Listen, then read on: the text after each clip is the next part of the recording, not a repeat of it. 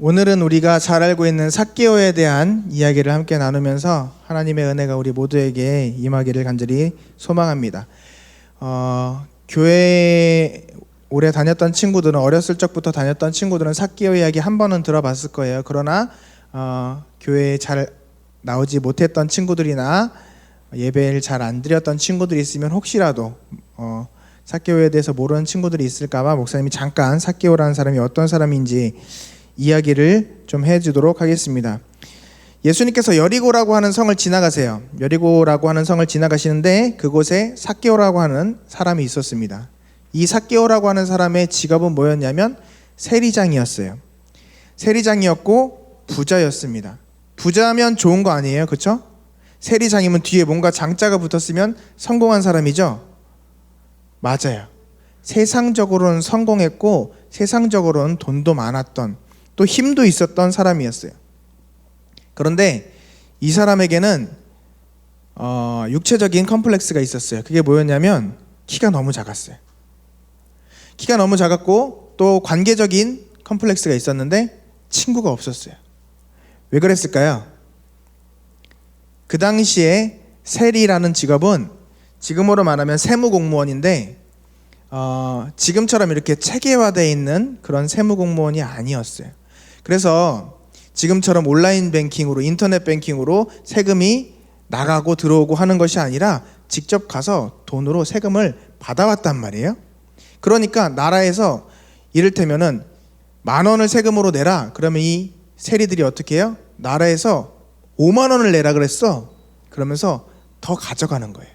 그리고 나머지는 나라에 내지 않고 자기가 가져가 버렸어요. 안 내면 어떻게 될까요?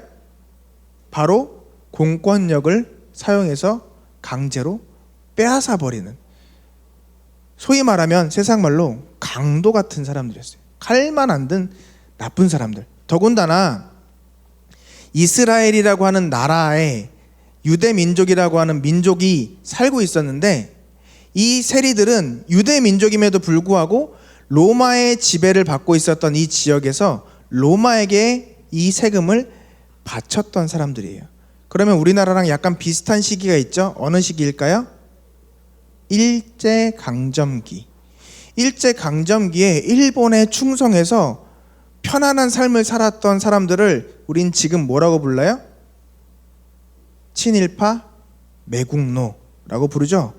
친일파 매국노를 존경하는 사람 혹시 여기 있어요? 나라 팔아먹은 사람, 정말 나는 저분을 닮아서 나라 팔아먹었으면 좋겠어. 그래서 꼭 반드시 나라를 팔아먹더라도 성공한 사람이 될 거야 라고 생각하는 사람 혹시 있어요? 없죠? 왜 그럴까요? 그게 별로 좋은 일이 아니기 때문에 그래요. 결코 옳은 일이 아니거든요. 그런데 그렇게 나쁜 일을 했던 사람들이 그 당시에 세리라고 하는 사람들이었어요. 그래서 유대인들은 이 세리를 죄인이라고 생각했어요. 사람 취급을 하지 않았어요.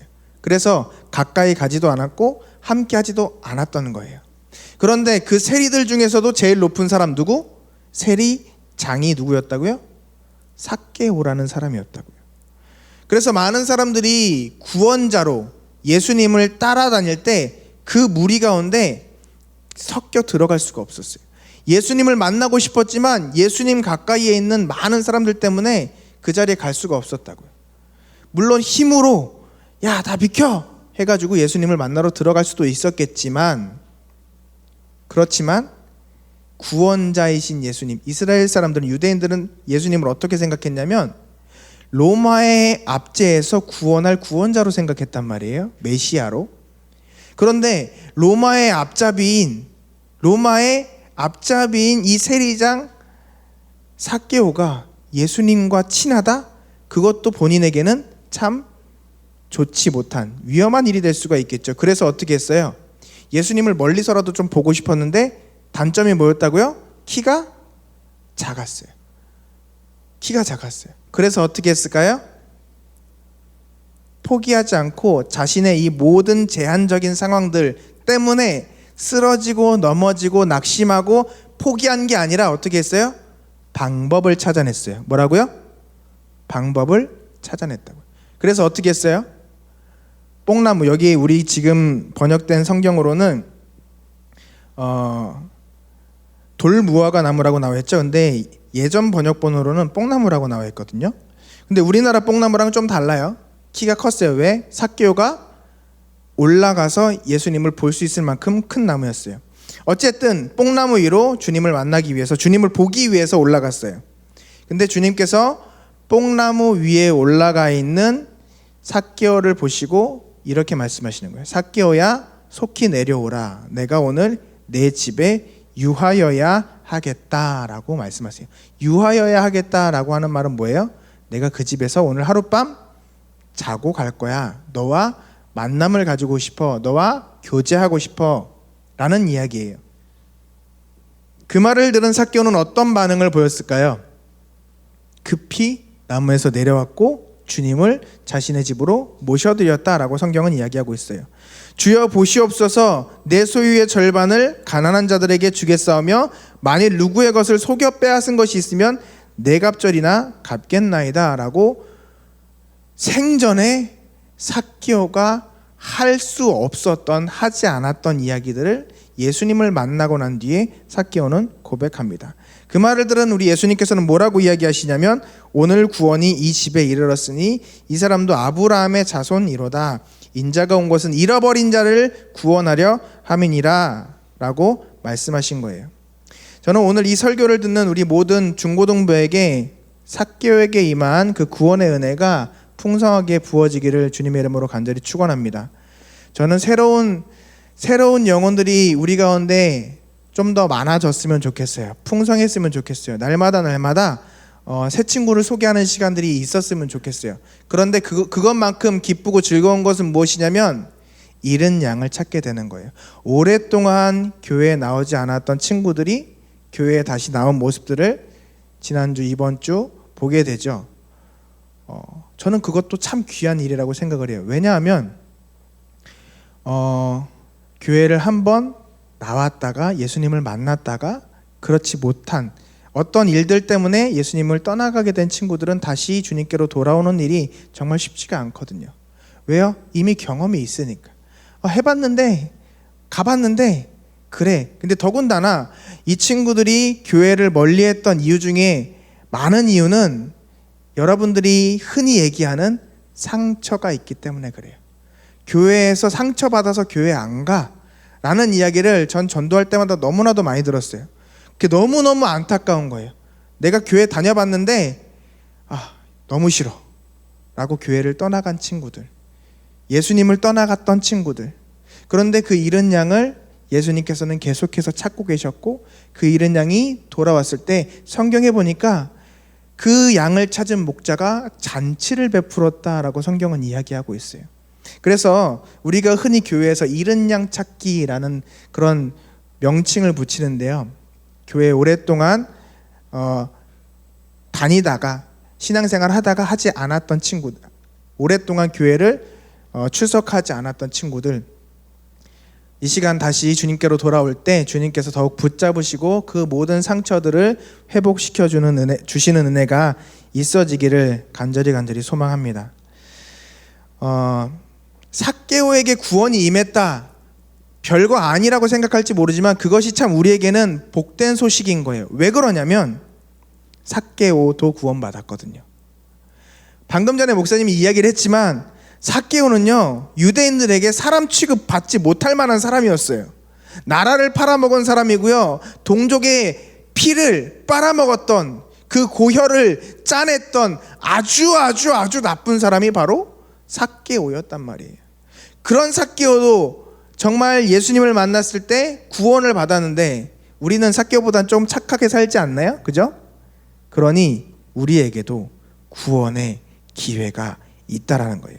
그럼 다시 한번 삭개오가 어떤 사람이었고 어떻게 변했는가, 주님을 만났을 때 어떤 일들이 그에게 생겼는가 좀 알아보는 시간을 가져보고자 합니다. 첫 번째, 삭개오는요, 이름값 못한 사람이었어요. 뭐라고요? 이름값 못한 사람. 야곱이라고 하는 이름, 어떤 이름인가요? 참 계산적이고 육신적인, 세상적인 그런 삶을 살았던, 뒤꿈치를 잡고 태어났던 사기꾼 같은 사람, 그게 야곱이었어요. 그런데 하나님께서 이스라엘이라고 하는 이름을 주셨단 말이에요.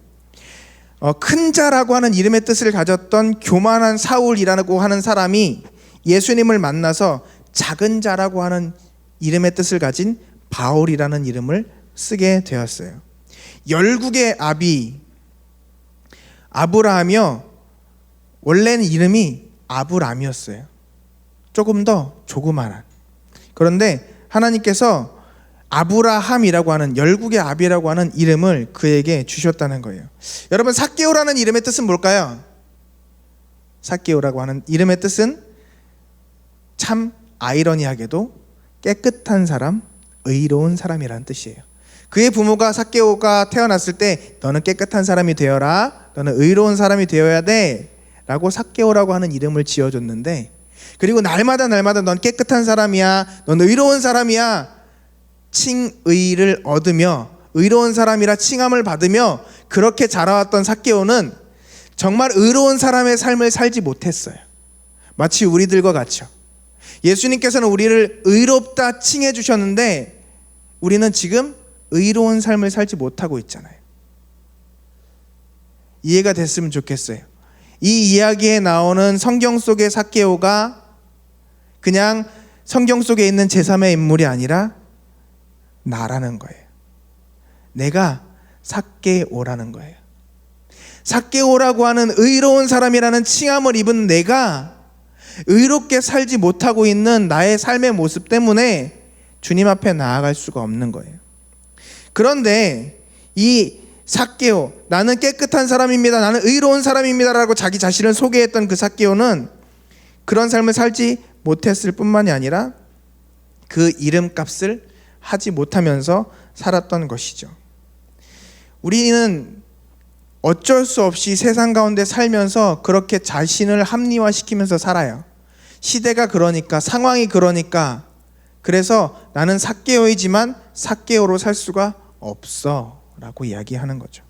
하나님의 형상을 따라 정말 선하고 아름답게 귀하게 창조된 우리가, 더군다나 예수 그리스도의 보혈로 그 핏값으로 구원을 얻은 우리가 하나님의 백성답게 살지 못하고 있는 거예요. 정말 이 세상 것에 붙잡혀서 그것에 휘둘리며 목매어 그것 때문에 안달안달하며 살아가고 있는 우리의 모습을 보게 됩니다. 그런데 아까 서두에 목사님이 여러분들에게 말해줬지만 그것이 우리에게 복음이 되는 이유는 이 삭개오가 나이기 때문에 그래요. 이 이름값 못하는 삭개오가 예수님을 만나고 나니 이름값 하는 삭개오가 된 줄 믿으시길 바랍니다. 두 번째는 이 삭개오는 불의한 사람이었어요. 방금 말했던 것에 이어서 말을 하면 그렇게 나쁜 일들로 자신의 재산을 축적했던 사람이 바로 삭개오였어요. 여러분, 지금 열심히 주일날 예배 나오지 않고 공부하면요, 그래도 지방대학교 겨우 들어갈 만한 친구가 4년제 지방대에서 그래도 수도권에 있는 4년제로 들어갈 수 있는 실력으로 조금 더 성장을 할 수 있긴 하겠죠. 수도권에 있는 4년제에 들어갈 실력밖에 안 되는 친구가 지금 예배당 나오지 않고 예배 드리지 않고 조금 더 열심히 공부하면, 단서는 이거예요. 열심히 공부하면 그래도 서울에 있는 4년제 들어갈 정도 실력으로 조금 더 성장될 수는 있을 거예요.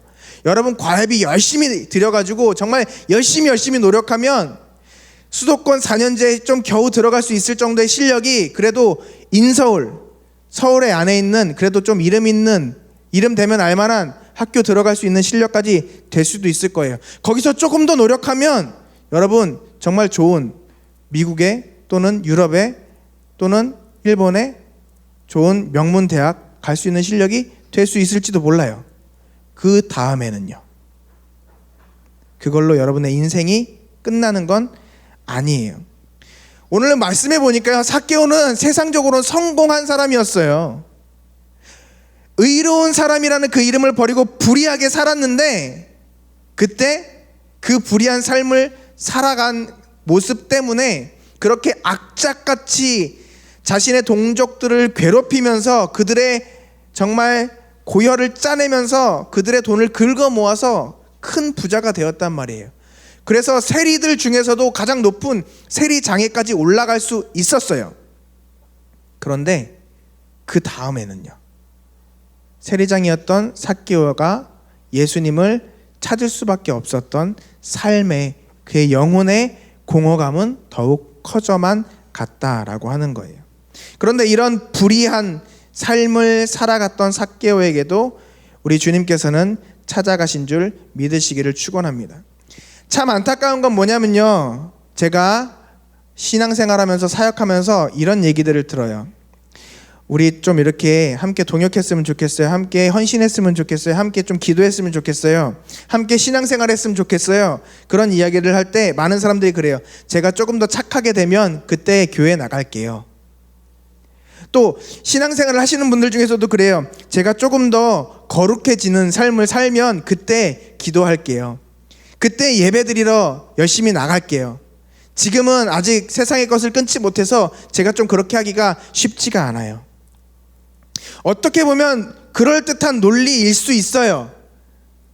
더러우니까 깨끗하신 하나님 앞에, 거룩하신 하나님 앞에 나아갈 수 없다. 맞아요. 성경에서는 정확하게 그렇게 나와 있으니까. 그런데 중요한 건 뭐냐면요, 우리의 관점에서 봤을 때 우리가 죄인이기 때문에, 우리가 더럽기 때문에, 우리가 하나님 앞에 나아갈 수 없는 사람이기 때문에 더욱더 주님 앞에 나아가야만 한다는 거예요.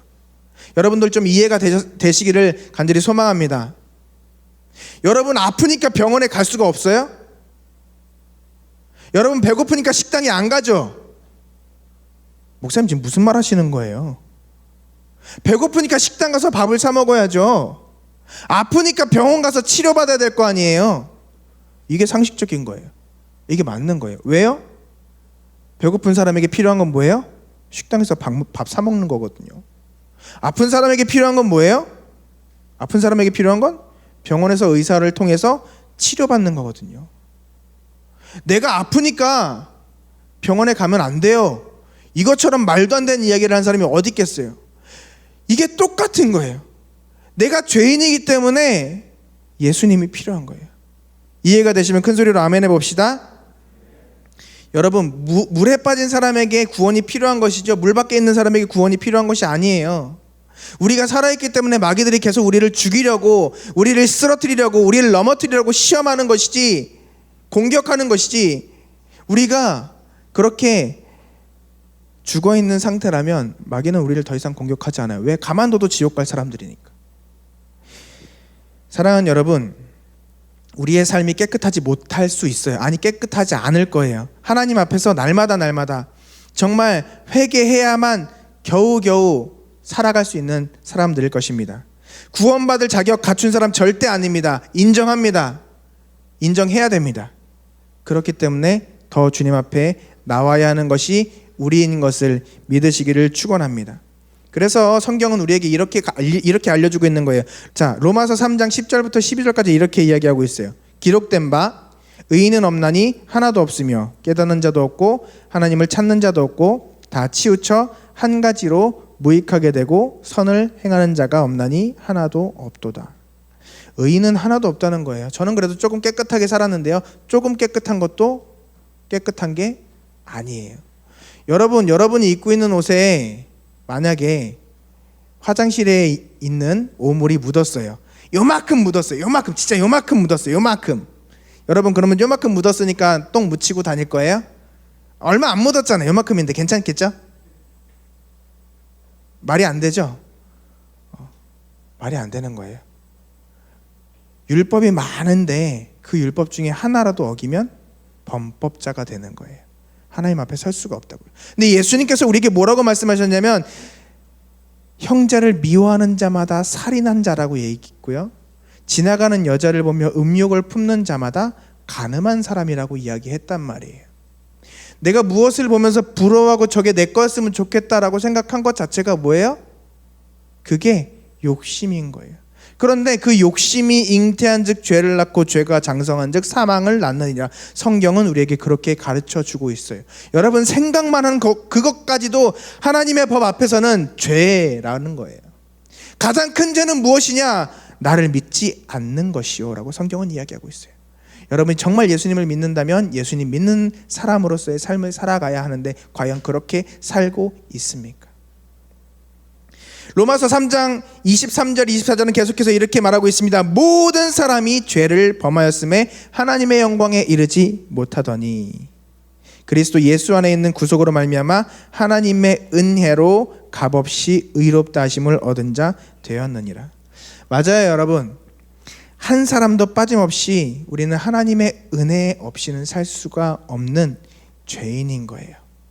그래서 삭개오에게 찾아오신 예수님이 우리에게도 필요한 줄 믿으시기를 바랍니다. 그러면 삭개오는 어떻게 구원함을 받았을까요? 그는 예수님이 지나가실 때에 정말 자신의 모든 것을 내어버리고 예수님을 만나고 싶어서 자신이 할 수 있는 최선을 다했어요. 그래서 여러분들에게 제가 늘 강조하는 거예요. 여러분 건강이 안 좋으면, 정말 힘들면, 상황이 안 되면 그래요, 이해해 줄게요. 온라인 예배로라도 함께 예배 참여하라는 거예요. 여러분 정말 시간이 없어요. 그래요, 이해해 줄게요. 말씀톡 한 번이라도 읽으면서 그 말씀 한 절이라도 하루에 한 번이라도 말씀 묵상하라는 거예요. 하나님께서 나에게 뭐라 말씀하시는지, 나를 통해서 무슨 일을 하고자 하시는지 기도하는 시간, 찬양하는 시간, 정말 하루에 단 1분이라도 주님 앞에 올려드리는 여러분들 되라는 거예요. 그만큼도 노력하지 않으면서 하나님 내가 주님 만나고 싶습니다. 내가 하나님의 사람으로서 살겠습니다. 내가 천국 가야겠습니다. 내가 축복받는 삶을 살고 싶습니다 라고 하는 건 여러분들 너무 비양심적이지 않나요? 여러분 정말 하나님의 사람답게 하나님과 동행하며 살고 싶다면 적어도 이 삭개오와 같이 적극적인 삶을 살아갈 수 있기를 간절히 소망합니다. 여러분들 진짜 작은 거 하나예요. 제가 여러분들에게 요청하잖아요. 여러분 말씀 들을 때 아멘으로 화답합시다. 할렐루야. 이거 순종하는 것 자체, 그 조그만 하나가 우리가 적극적으로 주님 앞에 나아가는 거예요.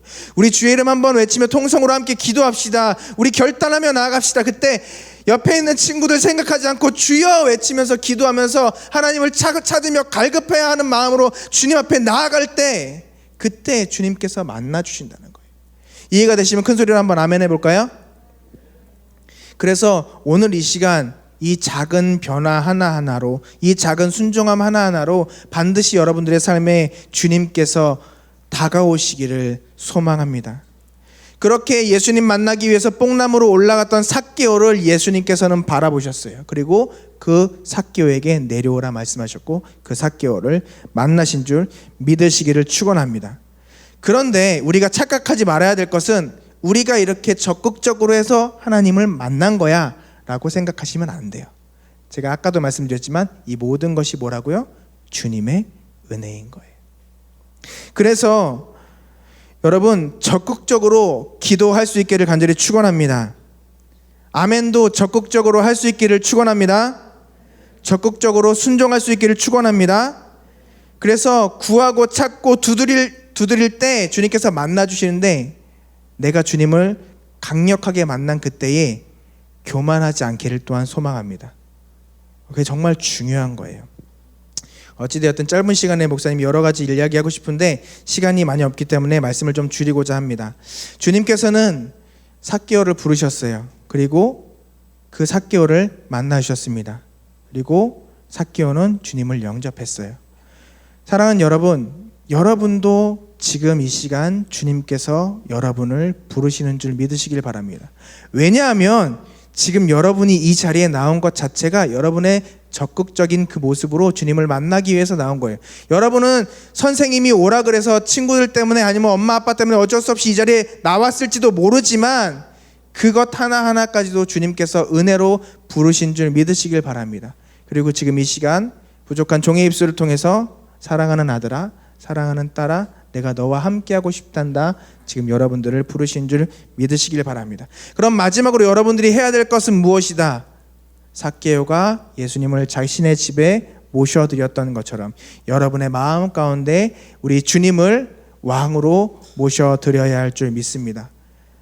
사랑하는 여러분, 그렇게 부르심에 응답할 때 우리에게 구원이 임하게 되는 것을 믿으시기를 주님의 이름으로 축원합니다. 요한복음 1장 12절은 우리에게 이렇게 말씀하고 계세요. 영접하는 자 곧 그 이름을 믿는 자들에게는 하나님의 자녀가 되는 권세를 주셨으니. 요한계시록 3장 20절은요 우리에게 이렇게 말씀하십니다. 볼지어다 내가 문 밖에서 두드리노니 누구든지 내 음성을 듣고 문을 열면 내가 그에게로 들어가 그와 더불어 먹고 그는 나와 더불어 먹으리라. 사랑하는 여러분, 지금 이 시간 예수님을 만나는 친구들도 있고 만나지 못한 친구들도 있어요. 그러나 저는 여러분들 모두가 한 사람도 빠짐없이 주님을 만나기를 바라요. 왜? 주님을 만나지 못하면, 지금 다시 주님을 만나지 못하면, 제가 지난주에도 여러분들에게 말씀드렸지만 내가 천국까지 못하게 되거든요. 여러분들의 인생 여러분들이 책임질 수 없잖아요. 장담할 수 없잖아요. 저도 몰라요. 우리 주님만 알아요. 그런데 주님이 지금 여러분들에게 마지막 기회를 주시는 시간일 수도 있어요. 그러니 여러분, 제발 주님 앞에 나오시기 바랍니다. 그리고 그 주님을 반드시 만나시기를 바랍니다. 영접해야만 하나님의 자녀가 될 수 있습니다.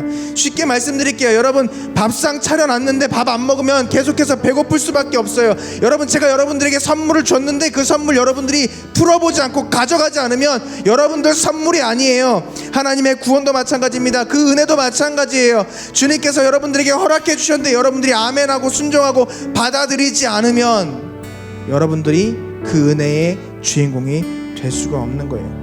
어떤 사람은 은혜 못 받았다고 투덜거리는 사람도 있어요. 어떤 사람은 시간이 너무 지루하다고 이야기하는 사람들도 있어요.